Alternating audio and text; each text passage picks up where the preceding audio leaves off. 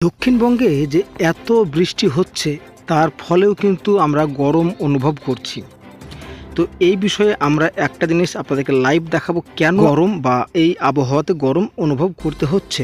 কারণ একটাই, বঙ্গোপসাগর থেকে প্রচুর পরিমাণে জলীয় বাষ্প বাতাসের সঙ্গে মিশে আমাদের দক্ষিণবঙ্গের দিকে প্রবেশ করছে, যার ফলে বাতাসে জলীয় বাষ্প মিশে যাচ্ছে এবং গরম বাতাসের ফলে কিন্তু আমাদের অতিরিক্ত গরম বা আর্দ্রতাজনিত অস্বস্তি বজায় হচ্ছে। তবে বন্ধুরা, এই আর্দ্রতাজনিত অস্বস্তি বজায় থাকলেও মাঝে মধ্যে কিন্তু যখন বৃষ্টিপাত হচ্ছে তখন কিন্তু আরামদায়ক ওয়েদার থাকছে। তবে এই গরম, এই ঠান্ডা, এই বৃষ্টি এরই মধ্যেই কিন্তু বর্ষা নিয়ে স্বস্তি দিচ্ছে আবহাওয়া দপ্তর। আমাদের বঙ্গে বর্ষা ঢোকার একবারে অনুকূল পরিবেশ রয়েছে, তার ফলে কিন্তু আগামী বেশ কয়েকদিনের মধ্যে বর্ষা প্রবেশ করবে।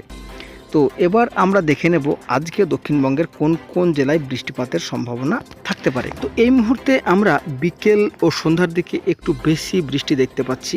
নদিয়া, মুর্শিদাবাদ, ২ পরগনা, এই কয়টা জেলাতে কিন্তু ব্যাপক বৃষ্টিপাত লক্ষ্য করতে পারছি। তবে হ্যাঁ, জায়গা বিশেষে, এই যে মুর্শিদাবাদ বললাম তার মানে যে মুর্শিদাবাদের সব জায়গাতেই হবে, এই যে নদিয়া বললাম মানে নদিয়ার যে সব জায়গাতেই হবে এমনটা কিন্তু নয়। জায়গা বিশেষে কিন্তু অস্থায়ীভাবে ভারী বৃষ্টি হবে।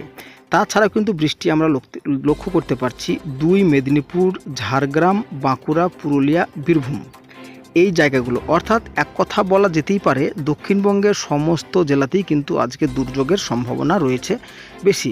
তবে এই দুর্যোগের সাথে কিন্তু ঘন্টায় ৩০ থেকে ৪০ কিলোমিটার বেগে ঝোড়ো বাতাস বয়ে যাবে এবং বজ্রপাতেরও আশঙ্কা থাকছে আগামীকালকেও কিন্তু বন্ধুরা দক্ষিণবঙ্গে বৃষ্টিপাত রয়েছে দুপুরকার দিকে বাঁকুড়া এবং পুরুলিয়া, ঝাড়গ্রাম, এই ৩ জেলাতে।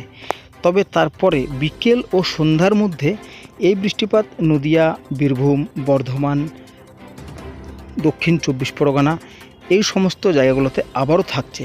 সুতরাং আজকেও বৃষ্টি, আগামীকালকেও বৃষ্টি। এই বৃষ্টিপাত কিন্তু এখন বেশ কয়েকদিন লাগাতারভাবেই চলবে আমাদের দক্ষিণবঙ্গে। তবে বৃষ্টিপাতের মাঝে মধ্যে যখনই কিন্তু একটু রোদ উঠবে তখনই কিন্তু আমরা অস্বস্তিকর আবহাওয়া পাবো। দক্ষিণবঙ্গের তো গেল, উত্তরবঙ্গের ক্ষেত্রেও কিন্তু আগামী ৭ দিন বৃষ্টিপাত অব্যাহত থাকবে। তার মানে হচ্ছে আগামী ৭ দিন উত্তরবঙ্গে কোথাও না কোথাও বৃষ্টিপাত হবে, এমনটা কিন্তু জানিয়ে দিয়েছে আলিপুর আবহাওয়া দপ্তর। তো আমরা বৃহস্পতিবার যদি লক্ষ্য করি বন্ধুরা, বৃহস্পতিবারেও কিন্তু বৃষ্টিপাত থাকছে। তো বৃষ্টিপাত যে আমাদের পিছু ছাড়ছে না এটা কিন্তু আমরা নিশ্চিতভাবে বলতে পারি এবং আগামী বেশ কয়েকদিনের মধ্যে আমাদের দক্ষিণবঙ্গে বর্ষা প্রবেশ করবে।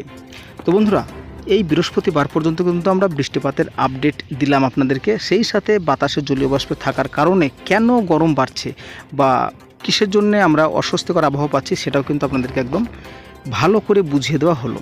তো আর বেশি বড় করলাম না, এই পর্যন্তই। কেমন লাগলো, কোথা থেকে দেখলেন, অবশ্যই যদি সম্ভব হয় তা কমেন্ট বক্সে আপনার জেলার নামটি লিখে দেবেন।